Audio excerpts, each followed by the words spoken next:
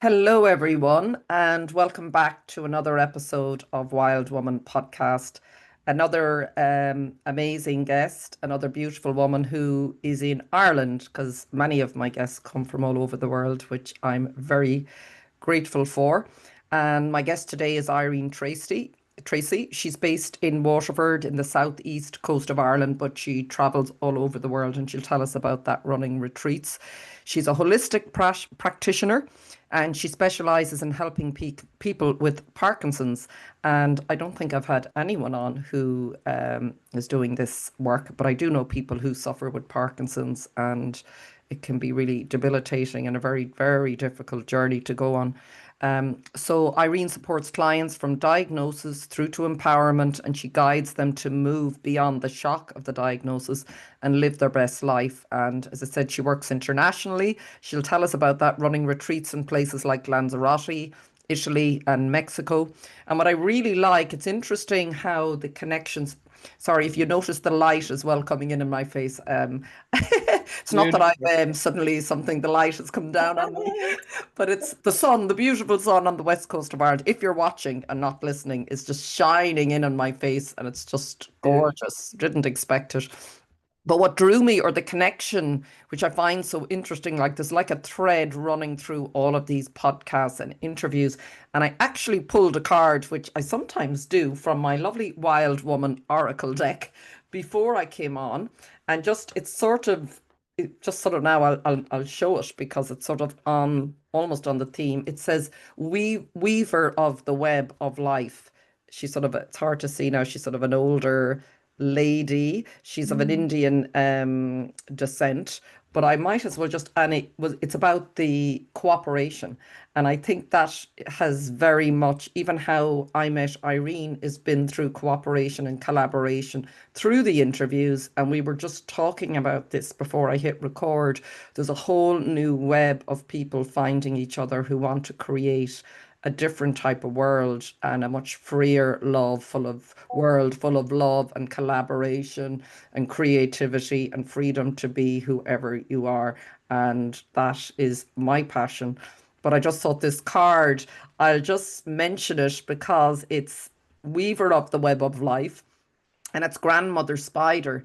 And it says, in many ways, she is a symbol of the feminine creative force and a mode of leadership that promotes harmony and balance among all life forms by emphasizing partnership, not dominance, and cooperation, not greed, which I think is a beautiful message. Also, part of the message, I had underlined this, I didn't intend to read this out. I did this for myself, but it sort of feels Mm. relevant. Our thoughts and creative energy have so often been used to spin webs of greed and competition, but Grandmother Spider reminds us that we also have the power to spin webs of generosity and cooperation. You have the power, the responsibility even, to honor the primordial feminine sustaining force within yourself, planet Earth, and the universe. Isn't that just Beautiful. a fabulous message? And we all have that within us, that life force that sustains us. And so I love talking to women who are using that life force to create beautiful things in the world. And Mm. Irene is. So welcome, Irene, after that big Oh, thank you. Thank you. preamble. How are you? Welcome to the podcast. I'm really great, thank you. Just like there's nothing to do, but just as you read out that there, about the wild women, the powerful women read it, weaving the web. I have a lodger I just got a new lodger into my house. He's gorgeous man from Italy, really, really lovely. And he wanted to go home and see his mother for Christmas. I was asking him, was he going home for Christmas? And he was saying, no, he'd love to, but he can't because he can't afford it where he's working. He's after being let off and all the reduced hours. And I was like, oh, and he's a real mammy's boy. He's 31, like, but he's a mammy's boy. He's so lovely. And I was like, oh, like, you just don't have to pay your December rent and just add on €50 for the next 9 months, you'll be grand. And he was like, what, really? I was like, yeah. And he was there like, you really, he was like, but why you would do this? I was like, it's no big deal. It's really not a big deal. But he wasn't used to the kindness, and just Mhm. my mother always said, if you can help somebody, do. Mm. And it was nothing. It just came out, and he was like really taken back of it. And it was just the Mm. kindness he wasn't used to, you know. Yeah. And So, then I believe it has a sort of a knock-on effect, you know, when we treat someone kindly, well, hopefully they're going to feel good enough about, even if it's a small thing in traffic, you're likely then to go and do something nice for someone else than if someone screams at you. You're then going to absolutely. be in that. And then what? So I suppose we talked about this before hitting record and, you know, about not even the theme because we're just going to flow with the conversation. But like, to me, it is what, and like that card is saying, what do you want to create in the world? Do you want to create more of the same and more of the division and more of the pain and more of the hatred? Or do we want to create love and harmony and peace and cooperation? And the only way I can find to do this, sorry, I feel like I'm coming on giving a lecture or a sermon. I will let you speak in a moment. No, no, But no. no, it's like the only way that I can feel I can do this, I have to do that myself in my own life. And I have to rise above the sort of day-to-day nitty-gritty sort of my own things being triggered and traumas that cause me to go out into that. So I do believe that's the work for each of us because you can't, as they say, you can't have a peaceful world if you don't have peace within. Like, and you know, if you've no peace within, externally is so. Tell me a little bit to start, because I know you've a bit of a backstory that has brought you to the work that you now do. And I think it's really helpful to share that with people to see what's possible and what we can come through and grow and learn from. And yeah, I think you've a little bit of a backstory, what you has led you to this work and what you Right. want to share there, maybe just about young Okay. Irene. The old Not that Irene, you're not young, you're still young, but younger. the wild woman Irene. Well, the young girl, maybe, and It your was life. definitely wild. Mm. Yeah, so thank you very much, Celine. Thank you. So I am 52 now, 52 the other day, and I got into this work 10 years ago. Um, feels longer, but yeah, about 10 years, and I went, I would have to say it's by faith that I got into it 100%, and it took me a long time to even see that. You know, it was Joe or Steve Jobs that says you can only connect the dots looking backwards. And when I look back and reflect now, because I'm just on my 10-year anniversary, when I look back and see things like, wow, how did that come from there, you know? So I was brought up in the hotel business, the pub and hotel business. So my parents used to own, they started off with a pub in Waterford. And I was born in Dundalk in 1973. And my parents moved to Waterford. My dad was a guard, my mother a nurse, and the two of them bought a little pub in Waterford. And it grew that, extended it, put in bands. Actually, U2 played there. And they all changed in my bedroom. So I had all four U2 in my bedroom. True story. Joe Wow. Dole and all the greats. Yeah. Yeah. Music was a big part of my life growing up. Yeah. I remember being on stage with Joe Dolan when I was 8. And I was like, oh, Wow. yeah, yeah. Or 11, actually, not 8. So we're brought up in Waterford City, and then when I was 11, we moved to Tremor, and Tremor Seaside Resort. My parents had bought a hotel there. So that year, then it was I was six. No, sorry, I just finished sixth class, so it was between sixth class and first year. So I went to boarding school then in first year, from first to third year, and then just as I said to my parents, if you don't take me out, I'll get myself kicked out. You know, I just didn't like the control. I realized I've never liked the control. And it was the year that we moved to Tremor. So I didn't know anyone. You know, all my friends were in Waterford. So when I come back home at the weekends, it'd always be in Waterford, or you know, we had a hotel, so I was working in the hotel. Everyone I knew was always older than me. I had very few friends my own age. So then did fifth and sixth year in Tremor, then never really wanted to do college. So I did a tech course, tech accountant and technician. And then my parents were like, oh, just go to college. So I ended up doing hotel management in Galway and loved it. It was brilliant. Did a year in Switzerland, which is actually 30 years ago, because I've just come back from 2 months in Switzerland and I had my 30-year anniversary there, which was fabulous. Um, Graduated college, went to Australia for a year, came back, then worked in my parents' hotel for a couple of years. Then when I was 29, moved to London. Lived in London for 4 years, love London, and yeah, everything that's about London, absolutely love it. Some great English friends. And then moved to Australia, got a big promotion, so moved back to Australia. And my dad was then like, oh, please come home.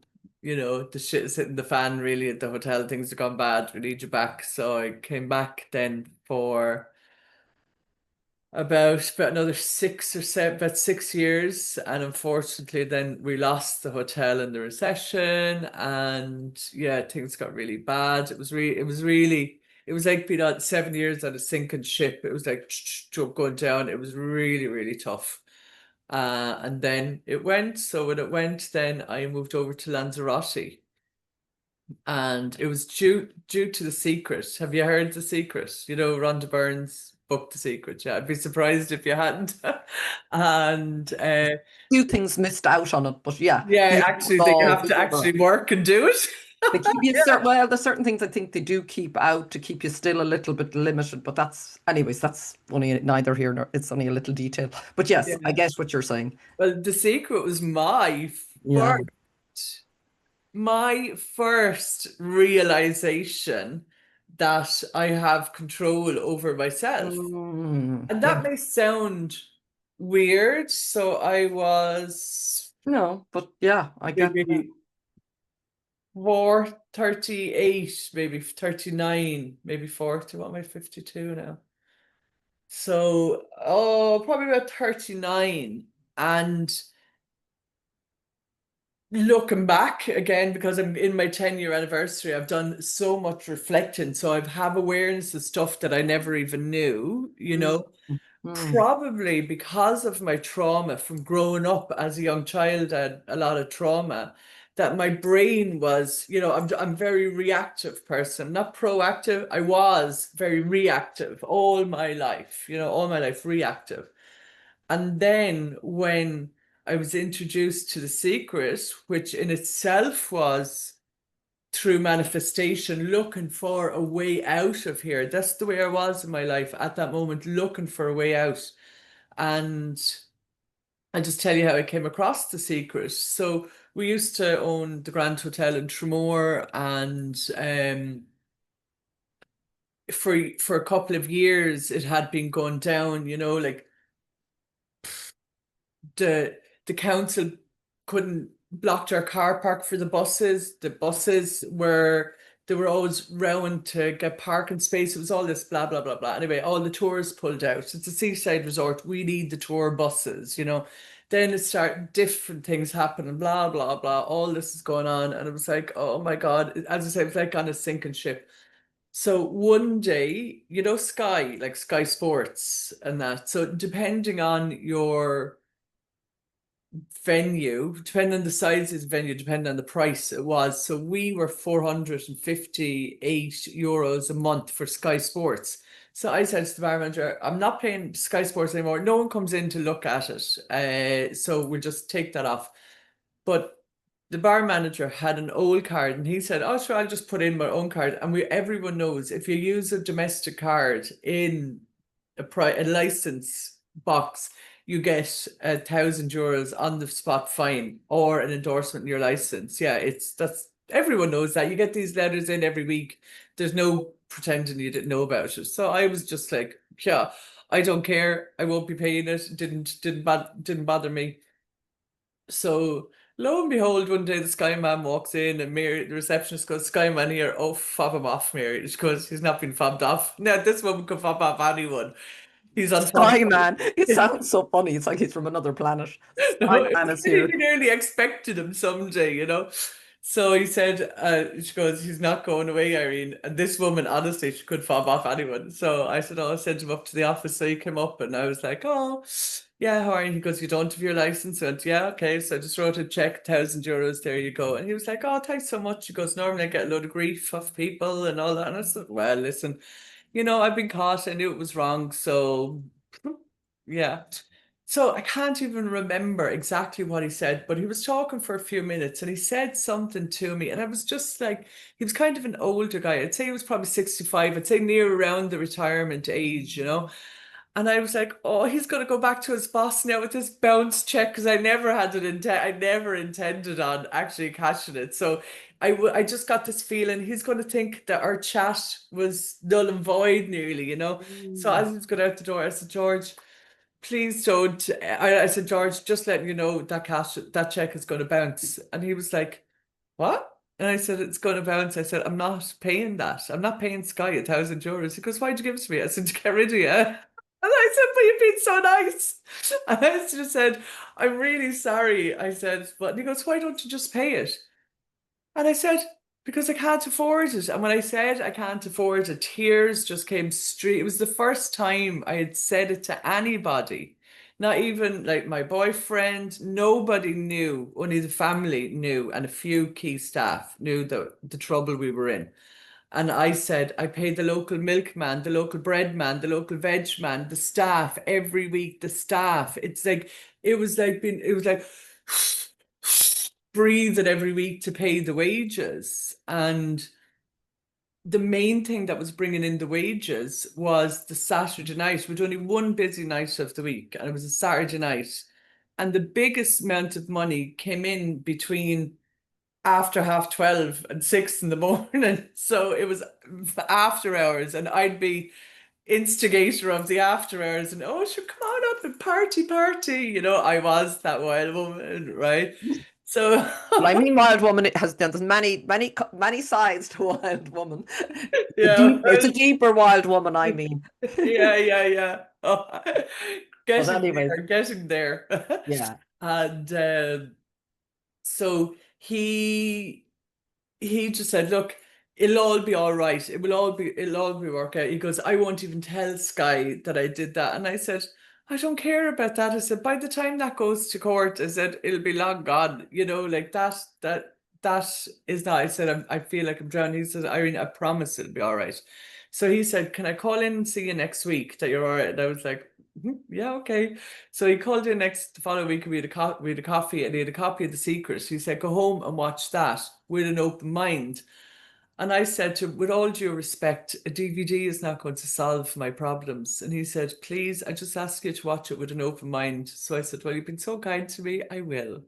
And that night I went home and I watched it. And just where I was at that time, okay, at that time in my life, this is where I was. So it was in the winter.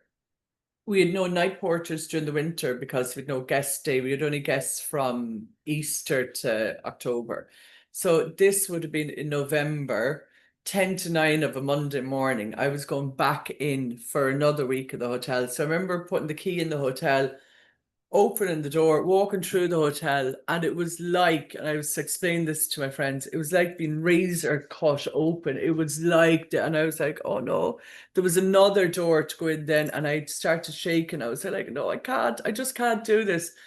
So I only lived across the road. So I just said, I need a fag. So I went home and I just lit the fag, and I was like, automatically went put my hand into the fridge, cracked open a can of cider. With the other hand, I'm like, go, go, go.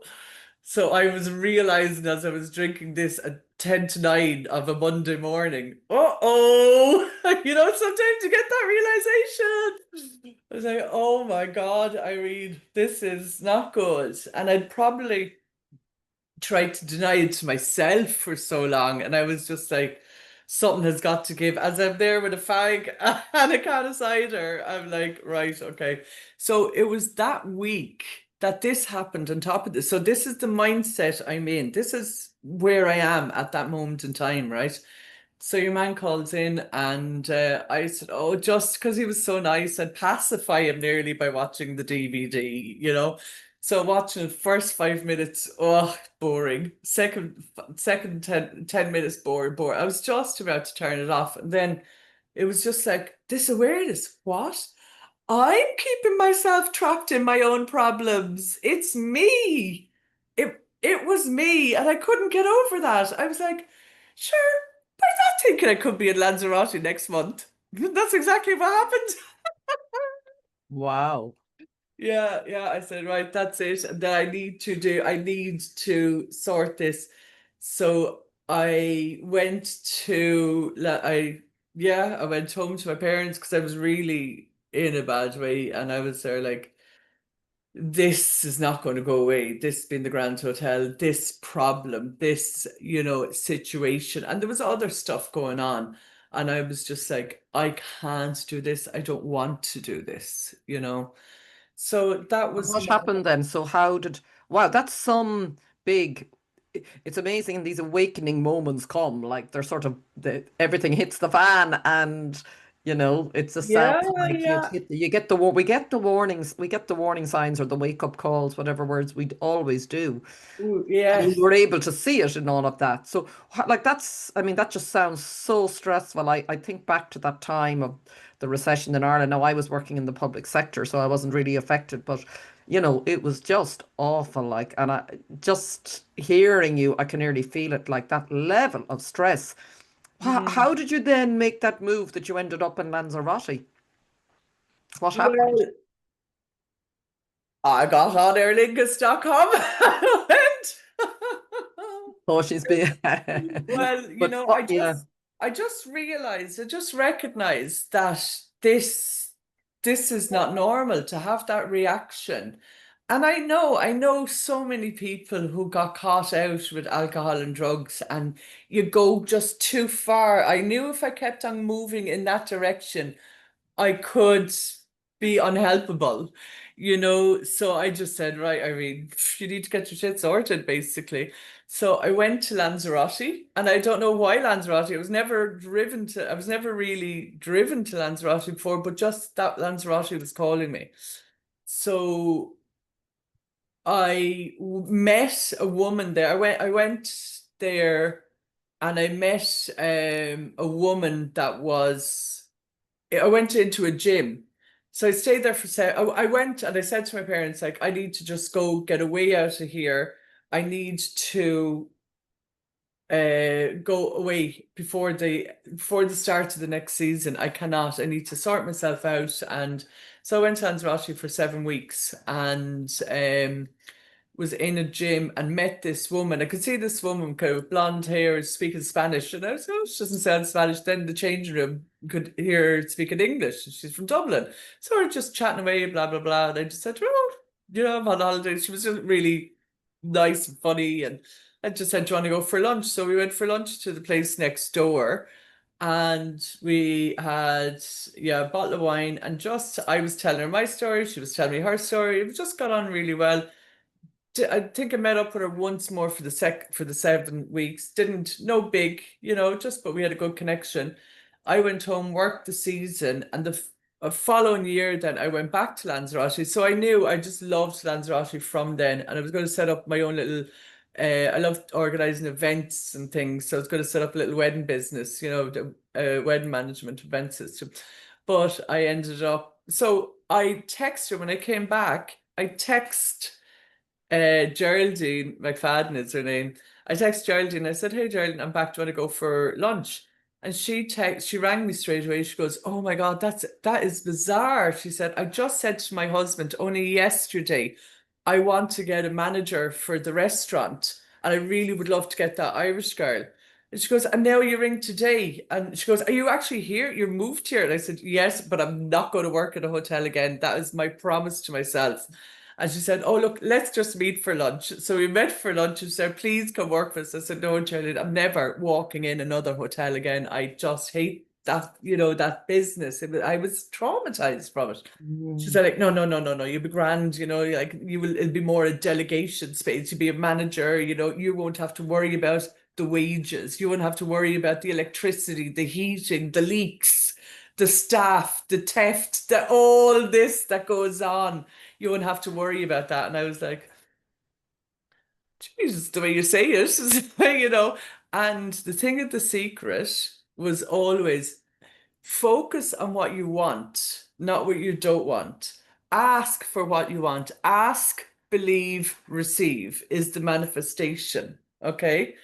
But So, one thing, sorry, could I add that I think was missed in that, and I heard someone else say it, is feel. You have to, and maybe some people are doing that, is you have to feel the energy of what it is if you received it, because we magnetize things to us, as opposed to, I think they say thoughts are electric, feelings are magnetic, and we're electromagnetic. So they didn't, I don't think they talked it about that, but that's been my feeling. I can go out in, sorry, no, I'm sort of going off on one now here, but okay. we can go like, oh my God, I really don't want to be in this. I really want that. I'll focus on it, but I'm like in this almost desperation. I really want this.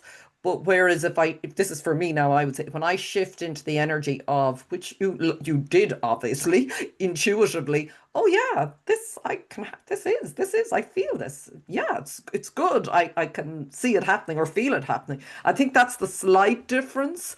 And I've heard a few other people talk, but I mean, look, at it was a huge shift. But you obviously were probably feeling that, like, yeah, as well. Well, yeah, I think maybe intuitively, and I would be such a skeptic person by nature, you But know. that's probably why you do it so naturally. You know what I mean? Because it's not Yeah, yeah.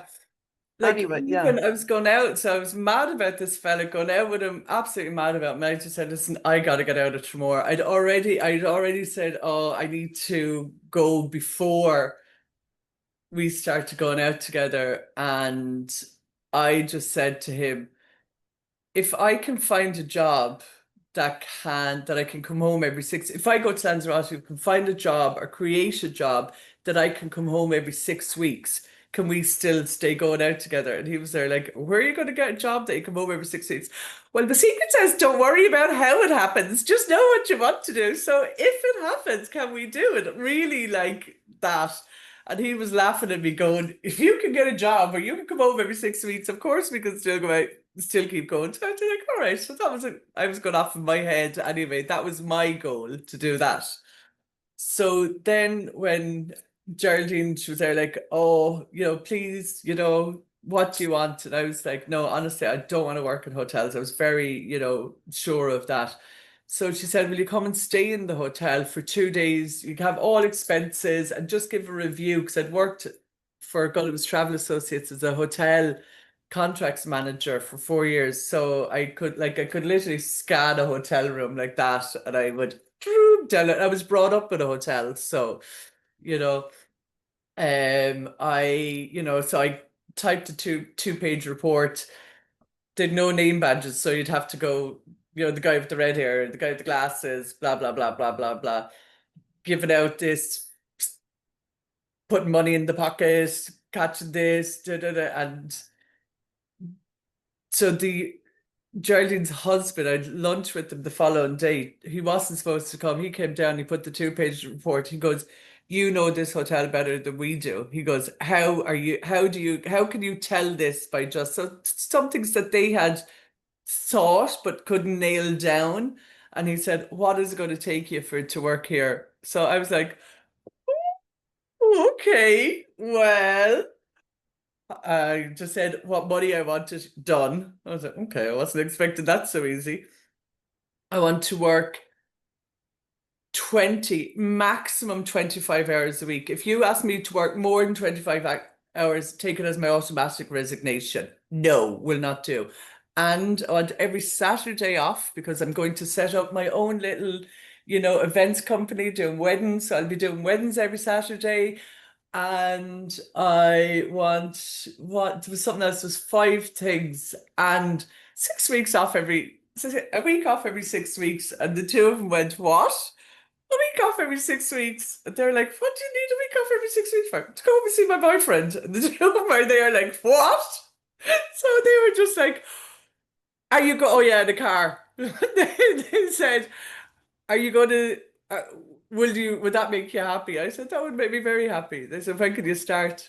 Start a couple of days, so I'll have a few days off, and Wow. yeah. And they were the best people to work for. I'm still really friendly to this day. I'm actually going to stay in their house. They're going on holidays in a couple of weeks. I'm staying in their beautiful villa.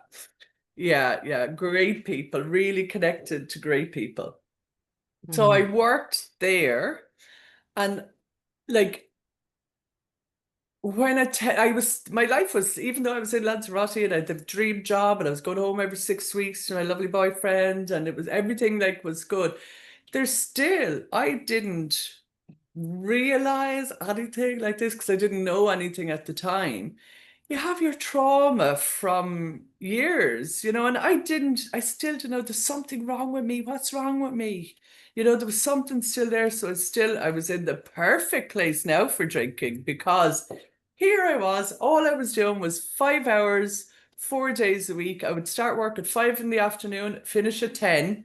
And there's always customers, oh, have a drink. I wouldn't have to pay for a drink. Oh, come on, have a drink, have a drink, have a drink. And then they got off, joined the Melson late bar. Then you'd be out all night. And then sure, you wouldn't have to rock up till 5 o'clock. And 3 days I didn't have to rock up at all. So some days I didn't even need to get out of the bed, and all of a sudden it was like, geez, I was drinking more than I was at home when I wasn't even under pressure. So then it was like, oh, what? I didn't know what it was. It was like trauma coming up, and I was like, I just didn't know what this was. So I was working there about a year, and I couldn't understand, why am I still so sad when really the hotel, oh yeah, sorry, in the midst of that, sorry, I couldn't understand why I was so sad. In the midst of when the hotel, but my mother died of a stroke. Yeah, that's why I was so sad.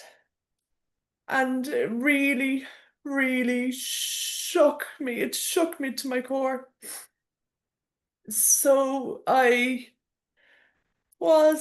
yeah, the drink just really seemed to be a great comfort at that time, because I had so much access and because I had so much free time, I could really cover what I was doing. And it was only when friends came over that they saw how much, like, I was wild in Tremor, but I was much worse in Lanzarote all of a sudden, and then it was my mother and I had this freedom. So I knew, and I was living in this beautiful apartment block just across the road from the hotel. And there was two pools on either side. So I'm kind of just walking through. My friend is there like, Irene, how, Doug, is there another way to walk around? Because I can just see you falling in there one night. And I'm like, no, I'm grand. She goes, no, Irene, like that's dangerous. And I was like, oh, I wouldn't have thought of that. And then there was like, I've been literally picked up from gutters, like literally out of the gutters. And it was really painful. And Mm. then, like, I can remember them one day just jogging down the beach, knowing I have to, knowing like the fags and the drink, that was where I was. Now I was much worse. I was much worse. And so I just remembered then, and I loved my job. I really did, really loved it. Loved my boss. Had some great friends at work, and just the customers were lovely. And then I just remember one day going for a jog on the beach and saying, God, lead me to what I'm supposed to be doing because I have to get out of the bar work. And that's all I knew. I was literally brought up in a bar. I used to have to stand on a crate to get to the till. Like I remember there was a crate when I was pulling pints, stand up this one, pulling pints. So, but that's all I knew. And I was like, what am I going to do? So I remember just jogging down the beach. 15 minutes later, see this one doing these smoothies. Did I tell you about smoothies? Did I tell you what they are? No. No, Right. no, no, Yeah. you've mentioned the word, but I've no idea. All right. Okay. So they're green rings. Like weights or something, are they? Kind of, yeah. Like there's the Okay. right. So Yes. there's four balls inside there. So I just saw this woman just kind of, doing this. And my first instinct was, oh God. she's got really toned arms and toned shoulders and arms. So I was like, oh, so I was just jogging past her. And again, I heard the voice of the secret, curiosity. And I was just like, what is that? So Mm. I was attracted to her. And I went over and I said, what can I ask you, what are they? And she goes, oh, they're smoothies. And I was there like, what is that? So she goes, oh, I said, would they be good for bingo wings? That was the exact question. So she said, I'm not even vain, like, but the bingo wings were flying. So she said, yeah, they're a pound when you swing them like that, but they go up to 4 or 5 pounds when you with the centrifugal force. So the higher you go, the faster you go, the heavier they get. So she was like showing them. I was like, oh, that's lovely, lovely, lovely. Yeah. How much are they? €100. And I started laughing at her, going, €100 for those. So sure you could make those yourself, like I've heard so many times before. And she said, oh, they're actually a physio tool invented by a man with Parkinson's to help people with Parkinson's. So I just said, well, I don't have Parkinson's, but my friend does. Will you come over and show my friend? So she came over and showed my friend, and she was like showing the friend. So I said to the husband, then I said, they're €100 though. And he said, sure, if they work, that's nothing. But we were just after losing everything. So for me, €100 was So massive this amount. is just sorry. So this is before you were is this when you were you'd left the hotel in what? Yeah, so this is about a year and a half later, but there's You're still not the in scars. Lanzarote. Okay. Yeah. There's still, the scars of Yes. losing my mother at the same time Yes. as the Yes. hotel Yes. and all of that. Well, the hotel went in January. My Oh mother my had God. a stroke on Mother's Day. Yeah, and died then. Excuse me. So I um so my friend, the lady who was from Austria on holidays, left the smoothies with my friend for the weekend, and she said, sure, if you want a set on Monday, I can order you a set. So my friend came over to me the following day, and she said, we lived in the same complex, and she said, Irene, can you ask that girl to order me a set? And I was like, but she can hardly tell the difference already. And she goes, I can roll it over my tummy. She used to get really bad constipation. And she goes, when you roll over your tummy, you have a release. And then by doing with that, she used to get really pains in her shoulders. So with the vibration, when you lift it up like that, it gives a real release to shoulder pain. So she was there again, and I was like, oh, all right, okay. Then one of my other friends in the same complex wanted one as well. She had arthritis. So it's good vibrations, help increase circulation, reduce the inflammation. Anyway, so I was still like caught up on these €100. It's amazing when you are affected by money, how money becomes I can't afford that, Yes. and you Yes, put for it on sure. other people as well. It's a Yeah. hundred euros, Yes. you Yes. know. So I just said to your one, then she'd give me her number, and I just said, look, my friend wants to get one. I said, are you really telling me these are as good as you say they are? Because, she was talking about, oh, they're great for the lymphatic system. And I was like, sure they are. I didn't even know what the lymphatic system was or did. So I was doubting it before. That's the way I was. But my friend really loved them. So I was like, there was something in me, and she was lovely. And I was like, okay, because I was brought up in a bar, like, my parents would have been very entrepreneurial. My dad was a guard, as I say, mother was a nurse, but they're very entrepreneurial, and I'm very like that as well. So I just was there, like, could set up classes then in my hotel, free classes and around, and that's exactly what I did. I went to Austria, got trained in a first English speaking person in the company because they're a German company. So got trained with them 5 days in Austria. Um, Set up classes in Lanzarote, and then within 6 weeks gave up my full-time job In to the do hotel. this. Yeah, to do this. So I knew I need, the drink was really taken. I knew that this was my way out of the drink. I knew that.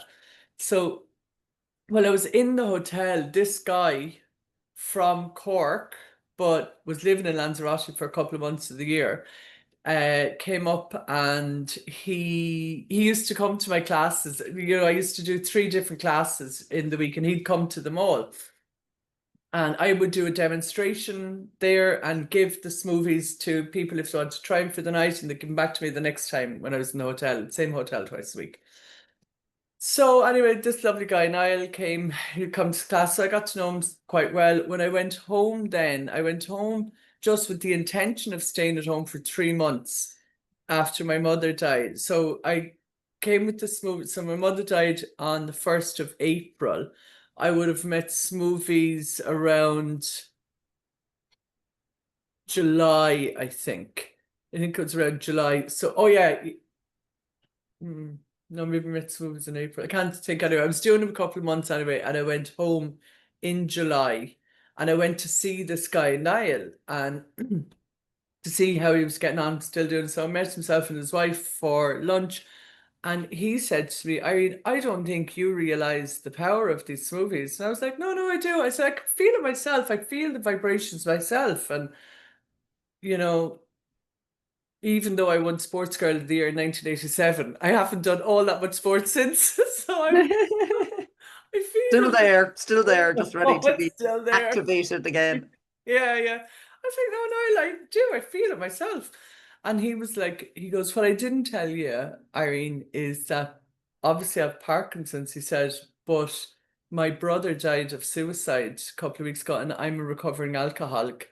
I would have gone back on the drink, he said, but there's something with these vibrations that are helping my nervous system. And I was like, oh, it hit me like a ton of bricks, and said, this is why I'm feeling so good. Oh, because I didn't say to you when I was going home on the 15th of July, and I had my ticket booked back for the 15th of September to be back for my birthday.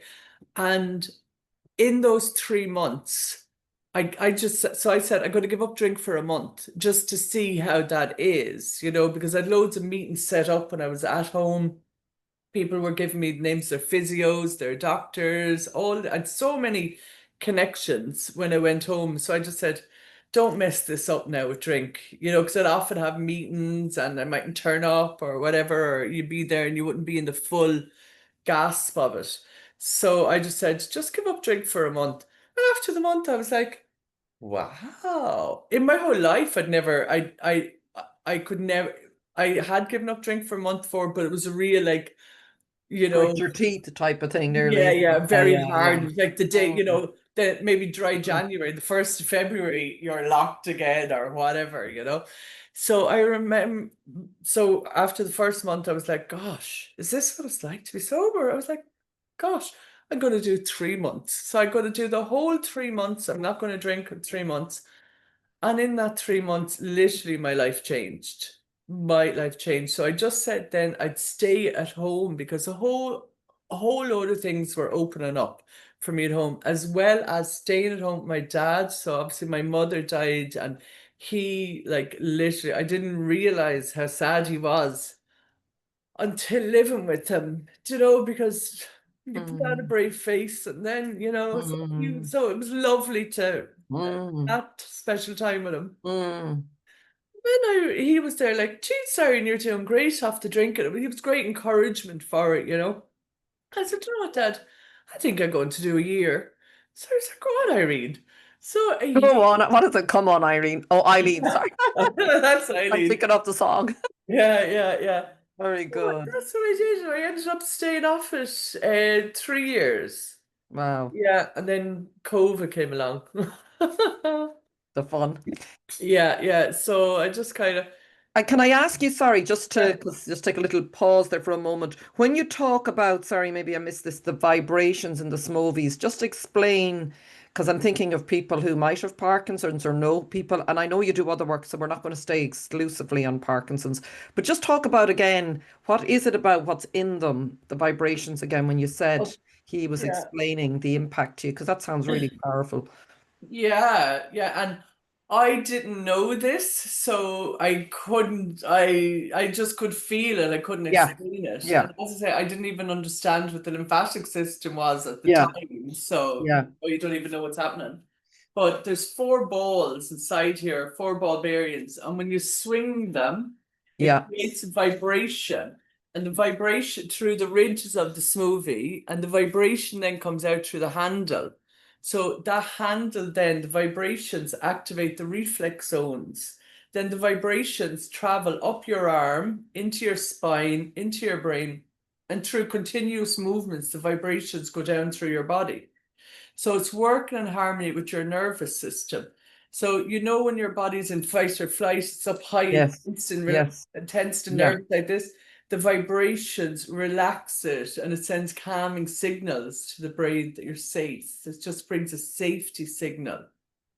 Wow. Yeah, yeah. So this obviously helps people with Parkinson's, but it helps people if you're looking for a drink. Woo, you have Or this. anything. So it's really like you're recalibrating into a more homeostasis sort of thing, is it? So if you're gone into fight or flight, which we all do for different reasons, that Yeah, would help bring you back, is it, into yeah, regulating exactly. the nervous system. That's Bit of exactly what it is. Yeah. Did you ever yeah. hear of Dr. Peter Levine? Yes. Yeah, I did, of So course. Yeah, yeah. With the trauma, what's his? Yes, I did. Yeah. traumatic experience practitioner. So he Pardon? he developed somatic experience Yes. practitioner. He would be recognized all over the world for Or the dealing with body keeps, trauma. yeah, the body keeps the score. Exactly. Yeah. So Yeah. if you Google Dr. Peter Levine and Mm. smoothie, you will see that he works with these. Oh, does he? Yeah, yeah, he works with Okay. these with his Oh, good. practitioners Oh, and fantastic. Okay. recommends No, and I stuff. followed him a lot, even coming through my own experience with cancer. So I'm very interested in, yeah, because we know, as they say, I studied craniosacral therapy, the issues are in the tissues. And Yeah, until we yeah, really get our heads around everything is stored in the body, yeah. we'll solve it. So that's incredible. So was it developed specifically then for, is Smovie the name of the person who developed them? Oh, No, no. Salzham's is the name of the man who invented it. He was the man with Parkinson's. And it Okay. was his best friend said to him, "Oh, if it's helping you, you should make it to help other people." Yeah. And he was like, I've just been diagnosed. He was only 50. He also was a restaurateur, and he was a professional tennis player. Like, obviously, he wasn't playing tennis professionally anymore, but that was his thing. He goes, I'm not going to make a business out of this. So his best friend said, "Well, I think this would be great to help other people." So that's what his best friend did, and so Wow. he set it up. And so there, I work. I was really drawn to the Parkinson's, and I real funny story to tell you about that in a minute. Not funny, haha. Mm. Coincidental or God incidents, Yes. and where I'm after getting off track there. No, Yeah. no, So oh yeah. So I myself like Parkinson's, but they're like in schools. A lot of kids with autism really connecting with okay. Okay. sensory issues. There's smaller Okay. ones as well for older people or children. Yeah. Okay. And there's people it does in the fitness. I've loads of Iron men and women that use it Uh, really for the sports, and they do a faster recovery, fantastic, though, you that it's know, doing working on multiple levels. on Um, multiple levels. Yeah. could I, sorry, yeah, interrupt, but you talk about, sorry, just with Parkinson specific, and I suppose like with everything, I don't fully understand it other than I know everything's interconnected, mind, body, spirit. So when you work with people who have Parkinson's, obviously this is supporting the nervous system. Are there other ways you work with people to support them, or how, because it's not, it's one aspect, I suppose, of it in terms of Sure. supporting people. Yeah, yeah, yeah. So actually, I hadn't intended on working with people with Parkinson's. I was actually working with Waterford Stroke Group, and that's where I was putting my energy. And I just found it really upsetting. I was coming out of there. I'd say they were like, "Get this woman out of here," but they were lovely, but I just couldn't do it. And it was just more and more people with Parkinson's. So I joined the Waterford Chamber of Commerce, and they do a kind of show and tell. And the president of the Chamber of Commerce came over afterwards. He said, "Would this be good for someone with MS?" And I said, "I don't know. I don't know anyone with MS." So he said, "Will you come out to the house and show my wife?" And I said, "I will, absolutely." I was there 3 hours, and the husband came in and goes, "How are you still here?" We just clicked it up, got on so well. That lady is still a client of mine. That lady was told by her doctor, prepare for the wheelchair. She came up my steps there only about 3 months ago. And she nearly cried at the top. She goes, Irene, I can't Wow. believe this is possible. Wow. I was Wow. told this is not possible, right? Anything is possible, which we know. Yeah, Body yeah, can yeah. heal from anything. And I know there's a lot of people probably suffering. I don't say it lightly, but I do think, I can't say, it's something we're uncovering that we can, Oh, with all the absolutely. right ingredients, and it can take time. Yeah, oh, for How sure. did this contribute then to your own? This obviously has had a big impact on your own healing. As you said, you let go of the drink. You sort of, Oh, was it instrumental, like in terms of your trauma you talked about as well? Have other things come into play that are oh, for affecting your sure. work So, as well, yeah. So I used to go into people's houses and show them how to Yeah. use Kofi.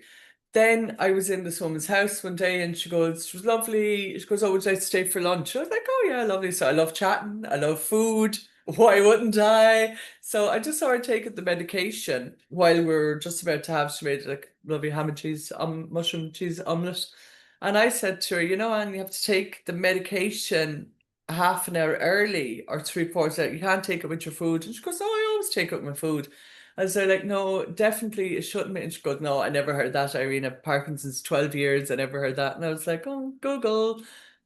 So she went. Then it was coincidence. The next appointment I had, I said to her, how do you take your medication? She goes, with my breakfast, lunch, and dinner. And I was like, no, it shouldn't be. So I realized there and then they had no education. So I asked everyone else that nobody knew. Nobody knew that exercise can slow the progression and reverse symptoms, whereas this wasn't spoken about. So I was like, these people need education. They need to be told this is what's, and it was just very organic. I went into that field, and sometimes I would come up against, you know, objections, or sometimes it'd be da da da da. And I would just like want to help people, educate people in what's doing. So that's how I started helping people with Parkinson's. And I used to bring in nutritionists. They were never told the importance of nutrition. So I started finding all this. And then as I'd get to know them, it's like I started to see a pattern of trauma. Like I'm very blessed with my clients that have come to me. I've got such lovely, open people, and you get to know them and share it, and you can see then trauma with a lot of people. And I was there like, oh, and my clients knew more than me, with dealing with trauma and stuff. And I was there like, I've actually never dealt with my trauma. So when I was on the way to school, going back to the Showboat, the bar where we grew up, I was walking to school one day, and I was only 8. I was walking to school, and I could feel this man kind of just come around the corner, and I was like, just got a feeling he's looking at me or something. Now, I used to have to stand on a crate to get to the till, so I'm savvy. I'm already in the pub a couple of years at this stage, right? And the school is only 5-minute walk. So I'm walking up anyway, and I could just get this feeling. So he passes me anyway. And I still remember feeling that relief he's gone. So anyway, I'm walking, still like within the next 15 seconds, I see this big high-ace van come around the corner really fast. And I'm thinking, gosh, he's going very fast now. At the same point, this other man walks up past me again. And I said, that's that man. Next minute, dragged into the van. So my legs got caught underneath, and I'm there like, oh my God. So I'm like that. And I could hear the driver going, get her in, get her in. But my leg got caught underneath. And he goes, get her in. He goes, I can't. He goes, her legs. So I just bit onto him there, just bit as really hard as I could. And he was screaming. So the driver just turned around and just slapped me by the head out onto the road. Yeah. So I Yeah. couldn't speak. So this old man saw what was happening, and he came running up. So then the van sped off. And I had my uniform on me, but I couldn't speak. I remember going, so this other woman came out of her shop, and she had saw what happened. So they said, take her up to the school. So the school was just there, but I could see my house, but I couldn't say anything. So then the guards came to say, oh yeah, this is Tom Tracy's daughter. The guards came, and it's bizarre. Still to this day, I can still remember exactly what he looks like. So they brought a detective, a sketch artist. She drew a picture. That's him. They caught him. He went to jail, the whole lot. When I was 16, I was in Egan's drinking with my friend. And I remember it was like Christmas Eve, and the two of us were drinking our little glass of harp and lime at the counter. And I could just look at the end of the counter like that, and there's a man staring at me, and tears just come straight out like that. And Tracy, my friend, who I just told kind of like this, kind of, oh, you'll never guess what happened to me one day. No big deal. Like, you'll never guess what happened to me. And Tracy said, oh my God, that's him. That's your man. I went, yeah. And she goes, will I go get the cards? Because the cards were outside. It was like they were doing, it was Christmas Eve. There was loads of people around shopping and stuff. I said, why? Sure, he's not after doing anything. But he got his pint and he kept looking at me like that, put it down and walked out. So that was like, ugh. And then the following year, my friend's father sexually abused me. And then when I was 27, I was violently raped and buried everything. Didn't tell anybody about my father, didn't tell anybody about the rape, just buried it. So as I'm talking and getting to know my clients, this is all coming up in me, and I'm like going, Jesus, Mother and Joseph, what is going on here? So I was very fortunate, really, really fortunate to be led down different paths of different trainings that I've done. And then alongside it, seek therapy and help myself. Now, when I say therapies, I actually came out of one worse than I went in, so you have to be very careful who you go to. But then really started to feeling into, and some like many of my clients had come through horrific things and they were telling me. So that was really kind of, I would then find Peter Levine, I'd find Stephen Porges, so many of the greats, So I was like, all right, okay. Then when I found Joe Dispenza, Joe Dispenza, I presume, yeah, started doing his courses, and it really started the mind. And did you ever hear of Michael Connolly in Waterford? No. He brought yoga to Waterford he was the first yoga teacher in Waterford. He's from Okay. Waterford, and he also teaches NLP, neuro linguistic programming. So I realized then that my clients, so I was kind of getting realizations at the same time, through my Mm, clients. mm. They were like, oh, because it's a neurodegenerative progressive disease, we're going to get worse. And I'm like, but that's not true, because the fellow who invented smoothies, he reversed many symptoms. He got better. No, it's not possible to. And I said, but I've seen it with my own eyes, so I know it is possible. No, it's not. And I was like, okay, so I can't even remember who introduced me to Michael, but I knew I needed some way, some training, some way to help them believe that it was Mm, possible to mm, slow the progression. I needed to be able to communicate to people that this was possible, because all I was hearing was like, no, no, no, no, no. So then when I did the NLP with Michael, that was really great, in which I could learn how to open their minds to the possibility of it, because it was even triggering for people. And even to this day, I trigger people when you can say you can reverse symptoms of Parkinson's, because they think you can't, but you can. But isn't it amazing, even if we do believe that we're not open to believing something that can help? You know what I mean? I'm often struck by that. I probably have done it myself. That I remember, I won't go into a story, but something similar like that, a conversation I had with someone, and they said, but I know this. It was to do with depression. And they said, but I know this, and I'm comfortable almost, I've almost gained a comfort in the belief. And if I Mm, have to shift the belief, I have to open myself up to that I'm well, and then I can't rely, there's layers, isn't there? Like it's sort of hard to fathom that, but it's understandable, I suppose. There is the fight or flight and the survival mode that we go mhm. into. But Yeah, even with you saying it, and there's a glimmer of hope there for yeah, people. yeah, absolutely. And I remember, it was a real, because I was always really interested in human behavior. And as I grew up in a pub, Yeah, perfect place to, yeah. you know, And you're obviously very from when you went to the the hotel in Lanzarote, and they were like, "How did you pick this up?" So Yeah, you yeah, have yeah, that yeah. innate sort of instinct that, Yeah, yeah, yeah. When yeah. they say it's in your DNA, it's in your DNA, you know. Um, but there's so much more to this, you know, and there's so much more. So I what started to happen? Sorry, so from that, when you were saying in the NLP, and you were saying to people like, "It is, I've seen it." What happened from there? Like, have you? Yeah. Yeah, so I set up so I stayed home. I didn't go back to Lanzarote, and I set up.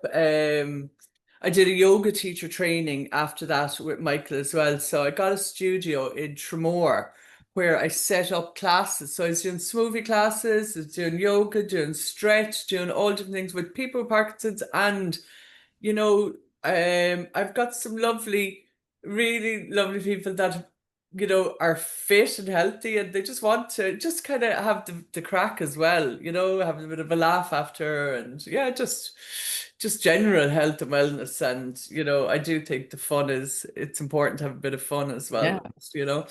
Um, So where are things? so Yeah. How has that then evolved now to now? Yeah. so that was brilliant. And then COVID happened. So like the rent was €1,000 a month. He was still looking for the rent, no classes. So obviously I had to close that. So I had to go on Zoom. And I have Lovely avoided, Zoom. yeah, I have avoided computers as long as I know can remember. I even remember in our computer class one Thursday with my friends, and the teacher coming in going, "Oh, you giving us out this sheet." He said, "We're not going to learn about the megabytes, gigabytes. Today we're going to learn about the World Wide Web." And he'd given us a sheet going, "You just have to put what you want into the search engine and anything comes up." And I remember saying to my friend, "Yes, if that's going to happen." How far we have evolved since. I know. You could have ChatGPT as your boyfriend these days. Oh my God, yeah, the only one. Yeah, so set Yes. up, so then it's set up, yeah. It has really always been into the education. The education is where I see that people open up, that they didn't even realize what was possible. Hence, from The Secret, I didn't realize what was possible, you know. So I set up that, and I set up neuro alignment was my first kind of course with that. And I had been working with this girl, this gorgeous woman, Jackie in England. She rang me one day, and this would have been say 7 years ago. She has some movies about 9 years maybe. Yeah, so she would have rang me 9 years ago and said, and I wasn't working directly with people with Parkinson's at this stage. And she said to me, "Are they really as good as you say they are?" And I said, "Well, this is what, you know, they're told." She goes, "I'm sick of buying gimmicks online." She goes, "So can you guarantee them?" I said, "Well, you can't guarantee anything." I said, "But what I would do," I said, "if you want to give me a tenner a week and pay it off, and let's do a video. It was WhatsApp video. I'll give you exercises every week. You go off and do them. Come back the next week and you tell me how you get on with them. So you will see if they work, and I will see if they work, because I don't want to be selling stuff to someone who's not, if it's Hmm. not helping them." Well, you're So very authentic anyways, Irene. You can tell it off you. You know, you're not, you come from a very, very decent, honorable place. You can just feel that off you. So that, I mean, that's so nice, well, thank you so much. Thank Yeah. you. I'll tell Yeah. you a story in a minute. Which one of my clients, when she said it to me, I was like, "Wow, that is so lovely." So thank you for saying that. So with Jackie, I said, "Sure, after 10 weeks, if they work, fantastic. If they don't, I'll give you our money back." So it's very easy. And we become great friends since then. So how did I start getting on to Jackie? You're talking about, we're coming to, gosh, I'm trying to think how did you come to Jackie? I How think you did were it start? talking about the, someone saying like the power of them and understanding she was a little bit sort of, do they work? Are Skeptical, they, yeah, of course. skeptical. Yeah, Yeah. yeah. So Yeah. I want, so You want, yeah. she ended up being a completely different person. She ended up going from getting it, not being able to get out of the bed, to cycling 40 kilometers. The woman changed her life. So we became quite friendly over, that time. So when COVID came and we did a Zoom, so I remember my first neuro alignment group with 12 people, Irish, English, and one American. And I remember it like so clearly because I knew Jackie, it's like, oh, she's going to have Jackie, my friend, on it, and nobody else I knew, but they were lovely. And I was like, oh my God, this is like a totally different thing to be doing. So anyway, we're talking. I just asked, it was an 8-week course, and I just asked everyone to give an introduction into who they are and what they want help with, and this is the role of the next 4 weeks, 8 weeks. So Jackie, who I knew, was saying that, yeah, she's Parkinson's 13 years, and I think she had 12 years, and she had 13-year-old twins, and she was just telling her, about her symptoms, and she said, and I really feel the shame of it. So I saw everyone else kind of nodding their head with shame, and I was like, this is interesting. I never heard of shame before spoken out like that. So I just said to her, Jackie, obviously I know you. I said, I'm surprised to hear the shame. You haven't spoken about that before. And she goes, yeah, I feel shame. And I said, why?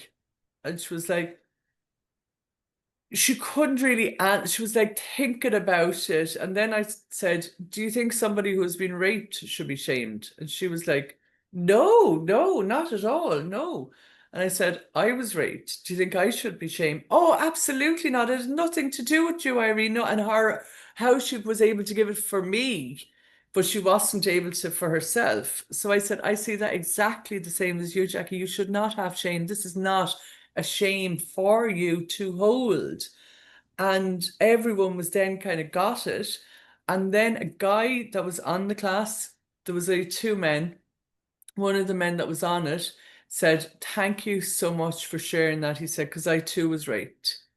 And yeah, and the shame, and I think even more so for men, the shame that is around it. He said, so thank you for being so open with that. And that led then to other people. And the most horrific things, and that's that people overcome. So already on the first week, this was, so I felt a real sense of responsibility for these people over the next 8 weeks. And that was in COVID. And now, I still speak to them all on a regular basis. And Jackie, actually, I'm doing a retreat in Lanzarote, and Jackie is coming on that. And, so much has happened over the last 10 years with us together, and it's beautiful. She's better now than she was 10 years ago. How is that possible for a neurodegenerative disease? Yeah. That's amazing, Irene. Amazing, Irene. More people need to hear that, and they will, and they'll listen to this. And it also strikes me going back the moment you nearly said when you were on the beach, like, you got to show me, the way in this. It's like, and I felt that with cancer. It's like the minute we surrender and go, like, I'm open, I can't do this anymore. Show me the Yeah. way. It does start to happen. Like, I mean, you have to put the work in and all of that.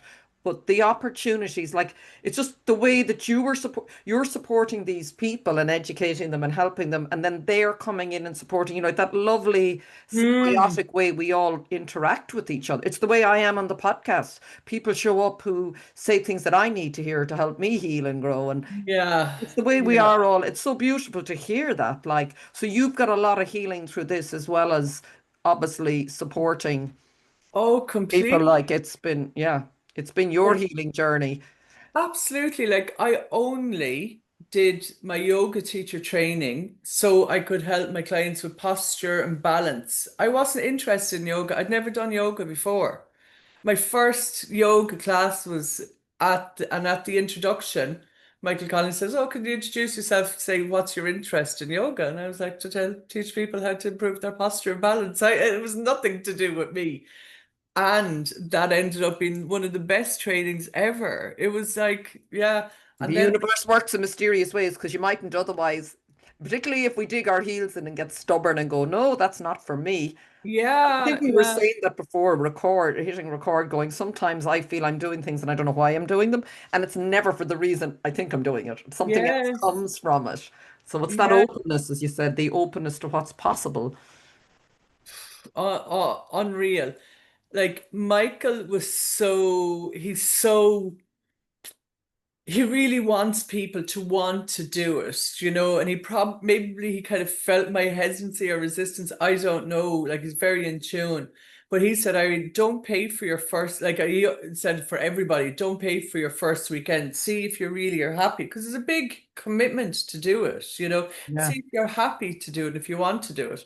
So the first day, I remember we were doing, like, it takes ages mapping out your feet, and I was like, get on with it, I was there, for God's sakes. The impatient entrepreneur is like, I I want know, to get going. I know. And then we were, that was the Saturday and Sunday afternoon, we were doing chanting. I was like, chanting, oh my God, we're not Buddhists. I'm saying, what Irish person chants? I'm sure we did thousands of years ago. Well, when we were doing said chanting, so there was 18 of us, yeah, 9 couples. So we were all in a circle, and we all had to, hold one hand there and hold that there. You go around, and then we go, so two people would be in the circle. You're lying down on the floor, back to back, and everyone is chanting, like that. So everyone gets a minute of it, right? And I'm thinking, Jesus, what's this? So then when I get down, when I get into it and feel it, straight away tears just come down my face, and I'm like, what the hell is happening? What's wrong with you, Irene? What's wrong? And it was just the vibrations going through were releasing pain in my body, and I didn't even realize it. So I had to go back up then and go back in my little circle, and I was like, you're bawling like that. I was like, comes out, and I was like, oh, this is a mess. So then at the end of it, Michael said, oh, how was everyone's experience with that? And as would be my go-to defense, with anything, humor. And I just said, oh, got not enough that. And obviously, and Michael just said, oh, it was lovely to witness your healing, Irene. And still, I was like, healing? So what do you have to be healed from? I think he was looking at me going, that woman has no idea. And it was all of these things. So that was like a 9-month journey doing that, and with the same people, and again, amazing people that I'm still friends with to this day. So you meet amazing people along the way. And that then brought me interested more in chanting. So I went off and I did a meditation teacher course. And then there was a lot more chanting in that. And chanting really has been Yes. instrumental in the work that I do. Yeah, Wow. instrumental. It Yeah. is the vibration, isn't it? It's that vibrational, it's bringing us back into, I was saying to someone, God, I'll admit it here on this, which might sound a bit odd. I actually, through a series of synchronicities, have started saying the rosary, and I am not religious. And I can tell you what has happened when I do it. It's that mantra. It's that I can feel the vibration. My voice starts to change, and I Uh, literally can feel I mean, it's unbelievable what is happening inside of me when I do it. I don't even say it to too many people, but now I've said it on the podcast yeah, because beautiful. religion and other beliefs and sort of things have kept us limited. I was saying this myself the other day. I was going, I've no interest in being free in the prison anymore. I just want out of the prison, like true Mm. freedom. So we've been sort of in many cases led to believe, oh yeah, we sort of throw everything out with the bathwater, let the baby out with the Mhm. bathwater because of all the stuff about the church. But true connection and spirituality, I think when you start to tune in and use the beads or mantras or chanting, my God, what starts to happen inside of you is that's when anything is possible, isn't it? Truly. Absolutely. And when you get it yourself by mistake nearly, and it just Yes, happens I naturally. wouldn't have naturally gone for the rosary. Someone said Yeah. they were helping me, it was a psychic with something, and they said, could I ask you, Our Lady's asking you to say a decade of the rosary? And another part of me could have gone, oh my God. But I've a deep connection anyways, and I happen to have a pair of beads on my bedpost. I said, yeah, sure. And then I went back to them. I was crying when I went back an hour later, going, oh my God, that energy was inside of me. And he said, that's what they want you to know. That's why I was asked to say it. It's inside of you. You're just Wow. activating. It's not out there. And since then, You know, this is what you're saying. Anything is possible. I'm really taking that from listening to you. Yeah. It's Yeah. amazing what you're doing. It's amazing Well, what you're doing. could I just tell you then about the story about my dad when you say anything is possible, right? So in February 2019, my dad, who like the 6 months before that, I'd catch him and he would go, oh, like that, you know, he would go wincing. I said, what's wrong with your dad?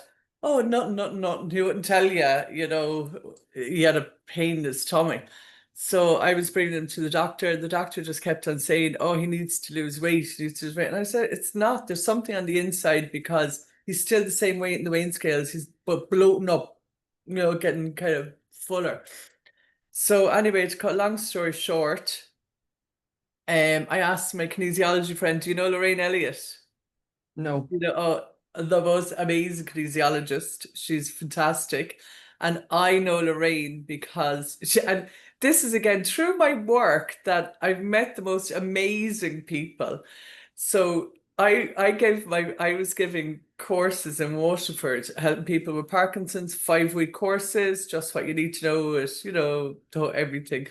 And I get this call from this woman, Lorraine, and she goes, oh, hi, I'm a therapist. She said, can I see you do a class for helping people with Parkinson's? I've got Parkinson's clients. Can I come, you know, and learn from you?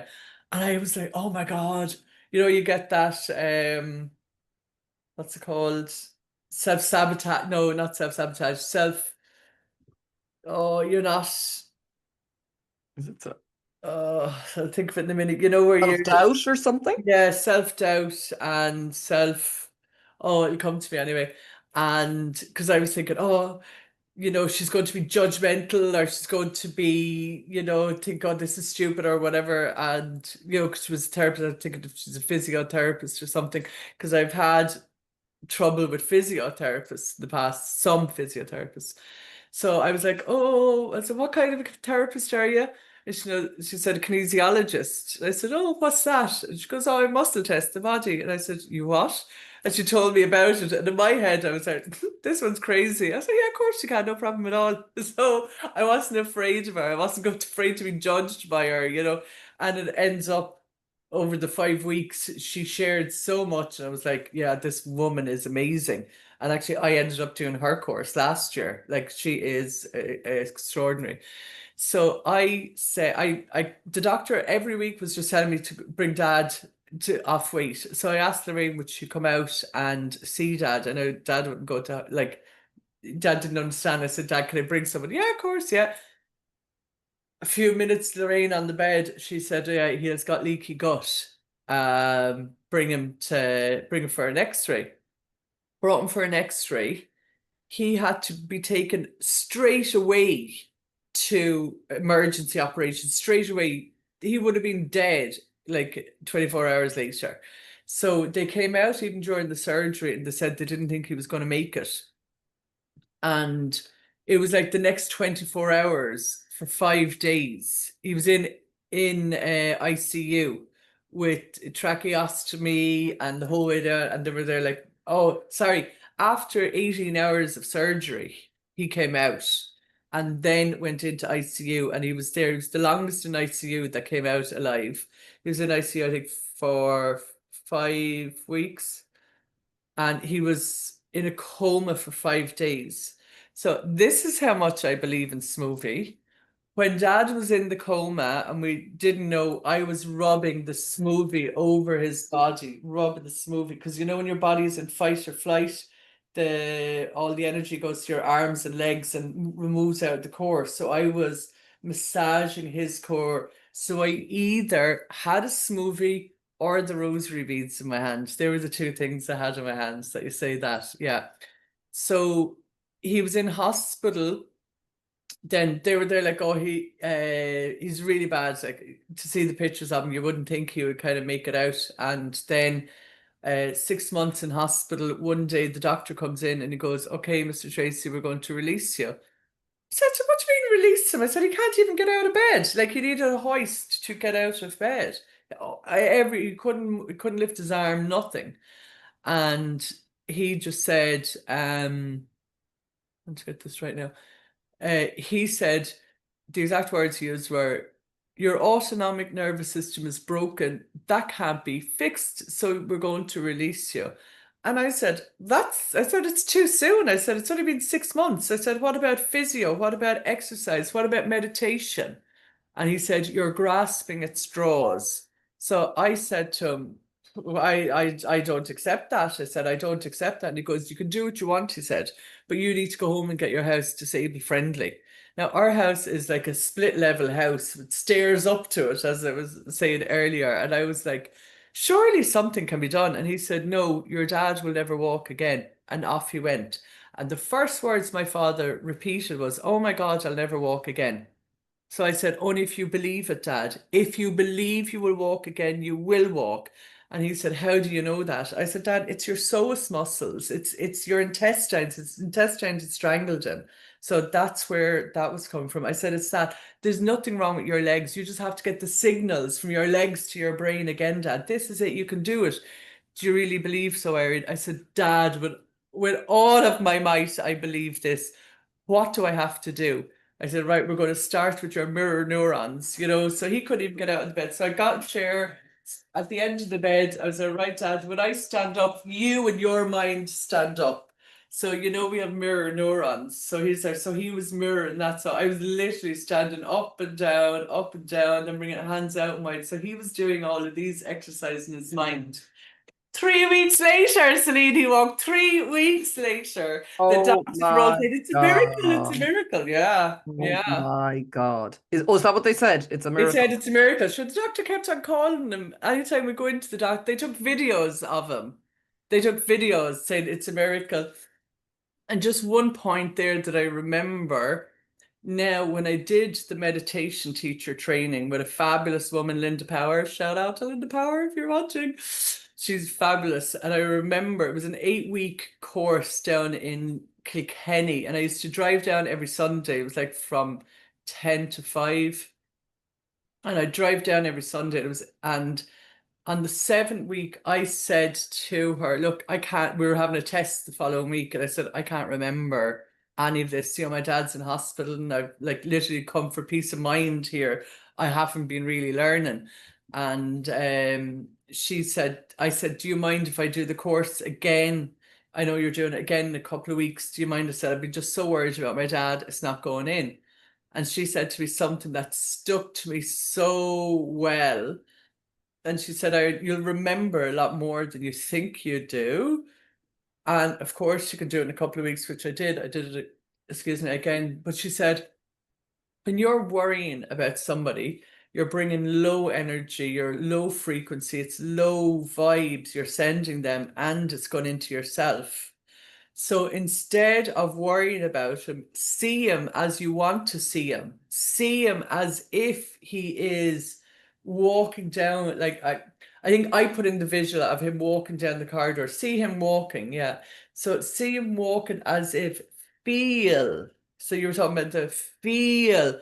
How happy would you be if he was walking again? Oh my God, so my heart went like that. And that Ah, was the first time I got the heart-brain coherence I really was going to say going. that to you earlier. The heart has to open. The has doesn't. Yeah, exactly. Yeah, Yeah. yeah, yeah. Wow. Wow. So I could Hit feel the the, heart. Hit the heart. yeah, yeah. And 3 weeks later he was walking. So Oh my yeah, God, Irene. yeah. I could talk to you now for another hour, but unfortunately, we're sort of running out of time. So just tell me quickly before we go, because I'm going to put Please all do. of your contact details, and I'm Mhm. sure you'll get lots of inquiries. It's just blown my mind listening to you, to be honest, and my heart. It's amazing, amazing, amazing that how your own healing journey is sort of leading you and how you're healing others on your own healing journey. We don't have to be healed and we don't heal anyone, we all heal ourselves. But I mean, Yes. as in that just beautiful way that we're always in connection with each other. Nobody's really the teacher of someone else. We're all learning and teaching, and it's just phenomenal what you're doing. It really is. Yeah. So Mm. thank you for showing up authentically as you. Thank Greatly you. appreciated.